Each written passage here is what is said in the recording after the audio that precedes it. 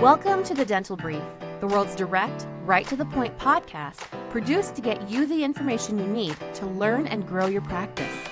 To learn more about our guests and find links to information discussed on our show, visit our website, dentalbrief.com. On to today's episode. Hello, everyone. Welcome to another episode of the Dental Brief. Today, I have with me a guest that's going to talk to us about PPOs and going to talk to us about reimbursements and ways to make our practices more profitable in the insurance world that we live in. Jordon, go ahead and say hello. Yo, what's up, everybody? I'm Jordon Comstock. Jordon, it's a pleasure to have you here. The subject is one that I'm really grateful that we're talking about today.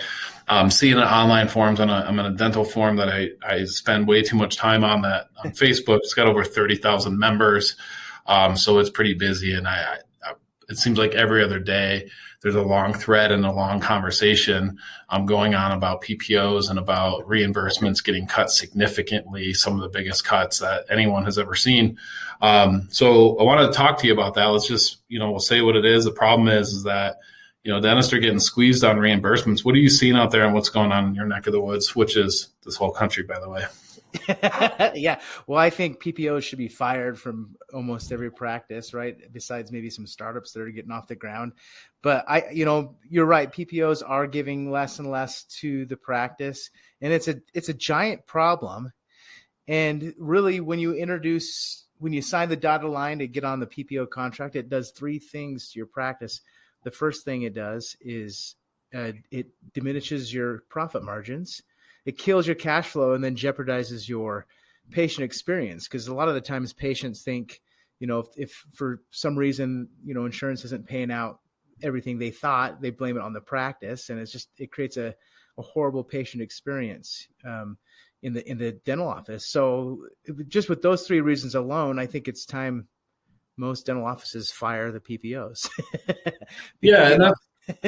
Yeah. And, I talked to just not too long ago, a person who's in the industry, almost 80 years old. And, they told me that the biggest reason why dentists won't end up going fee for service, the number one reason is fear. That's it. Right. But there's some logistical things that really do happen, right? I mean, if you're getting 75% of your revenue from one PPO and you cut them tomorrow, you're going to struggle. So how do you wean? Yeah. What advice would you give to a dentist who's trying to go from, all PPO or mostly PPO to no PPO? How do you get there? Yeah. So I'm actually writing an article for Dental Economics Magazine on this exact topic. So the first thing that you want to do is, I would say, optimize your current, fees with PPOs that you are with. So that means negotiate and get the best, payouts from those PPOs as you possibly can. The second thing you want to do is create a dental membership program. That's kind of my expertise in the dental space, has been since 2014. So we've been doing this for a while. And then after that, you want to train your team. After you set up a membership plan, you want to train your team on verbal skills, how to communicate, and sell the membership program to your patients, your uninsured patients, and then add a network patients, right? Because soon you will, after you negotiate and set up your membership program, you want to then start cutting and making those now out of network patients a member of your membership program so they retain in your practice. So that's kind of like the 30,000 foot look at what practices should do. Now it's obviously a lot more complex.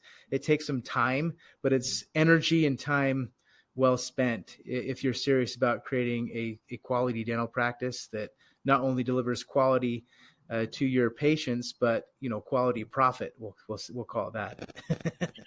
So I'm a big believer in the in-house plan. I think every dentist should offer it. I think when a patient calls and says, "Hey, I don't have insurance anymore," or "My insurance has changed to someone that you're not taking," boom, in-house plan, right? Someone comes without insurance, in-house plan. I mean, these are kind of no-brainers as far as like who you should be offering these to. Now, I saw a post last week where someone said that they had cut a major PPO and they said no more. And that major PPO sent letters to all of its customers of that particular dentist and said, "Hey, here's other dentists that you can use." And that dentist felt like they were wrong like that. They're still the customer of the PPO. So I understand the PPO's right to do that. But I'm guessing an in-house plan like offering that before you cut those patients, right? Probably a pretty smart thing to do. Yeah. Yeah, a lot of practices will send, like when they launch their dental membership plan in-house, they'll send a letter to all the patients talking about what it is, how it benefits both the practice and the patient, obviously primarily focusing on patient benefits. And then some offices will do like just a formal letter, right? Because it seems more official. A text message and maybe even an email blast educating their patients, whether they have an insurance or they're uninsured. Everyone gets that message, right? Because like you said, you never know when a patient is losing their dental benefits because of a job change or because they got laid off from COVID-19 last year. Or whatever situation, right? You never know. Or maybe they have a family member that doesn't have insurance. And most patients think, well, I can't go to the dental office if I don't have insurance, which we all know is untrue. And when you educate your patients, through those mediums, you will generate referrals and signups for your membership program. So I absolutely agree with some pre-marketing before you cut out the PPOs. And make sure they're retaining onto the membership plan. Sure.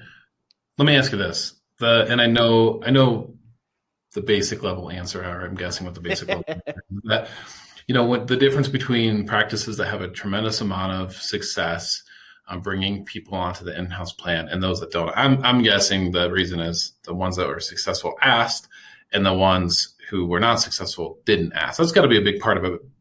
Yes?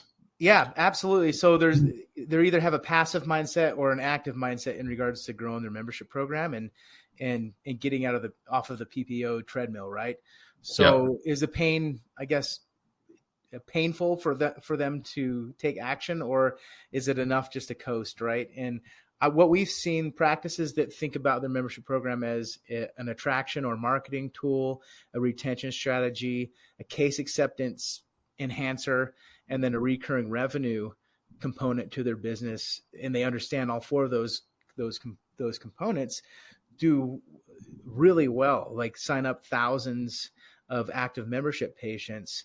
And a big piece of that is making sure you're promoting it and marketing it, not only to your existing uninsured and your existing inactive and active patient base, but also reaching out to your local, just your local neighborhoods. A lot of practices will do like a direct mail campaign, let's say, any type of outreach campaign or external marketing campaign, and start educating their local market on what a membership program is, that they can come to their office without insurance, that they have a solution for that.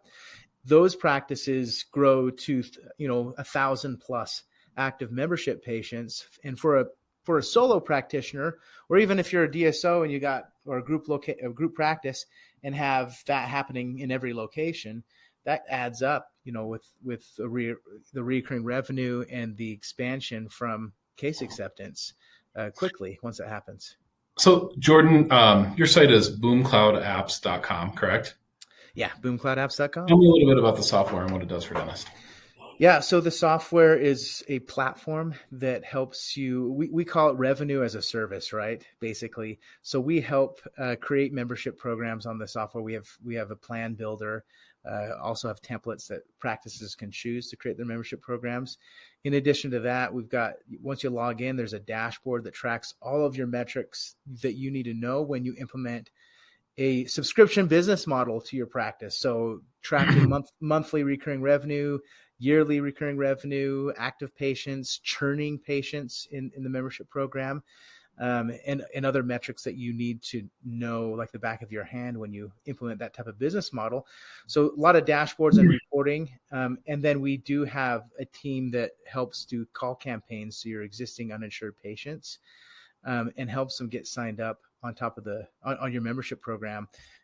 Also, we integrate into the practice website. So how the platform works is when you design and create your plans, it will automatically create a landing page that you can integrate into your website. So patients can sign up online. You can do text campaigns, you can do email campaigns, social media, and drive traffic to those pages to get online signups to your membership program. So that's kind of a gist of what we do. We automate the payments for the practice. We track benefits for the patient and for the practice. And we have a patient portal where the patient can log in, see what benefits they received, kind of see their payment history. So that's kind of how it looks, I guess, in a nutshell, talking about it, a quick overview. But Sure.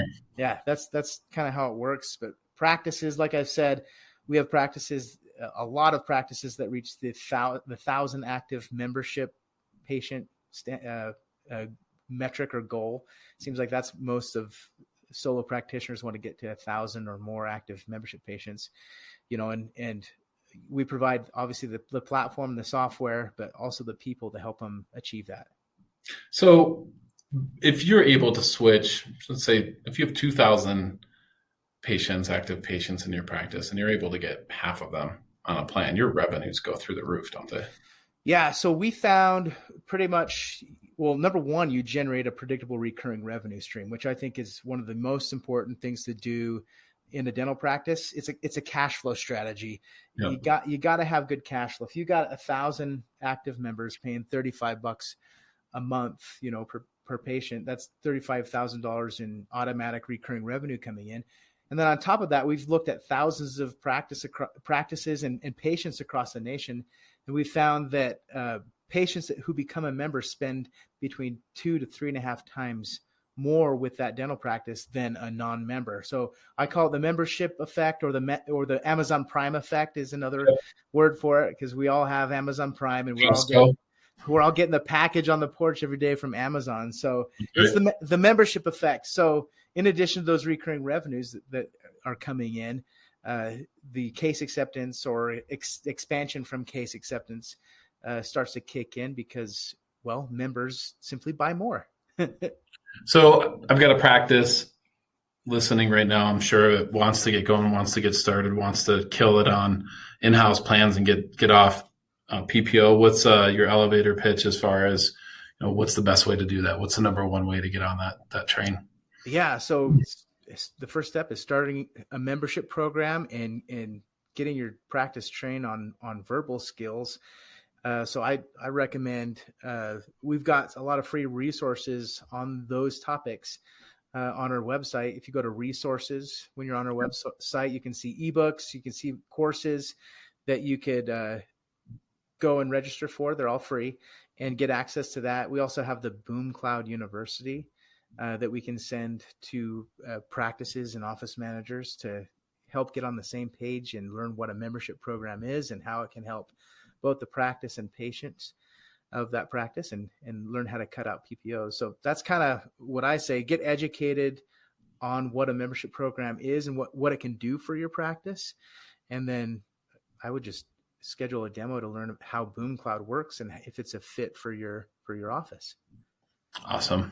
Thank you so much, Jordon. Jordon Comstock, boomcloudapps.com. Jordon, thanks for coming on today. Yeah, rock on. Thank you for joining us on today's episode. Did you know you can weigh in on today's topic on Facebook? Search The Dental Brief on Facebook or visit our website, dentalbrief.com, and just follow the link. We look forward to having you join us again on another episode of The Dental Brief.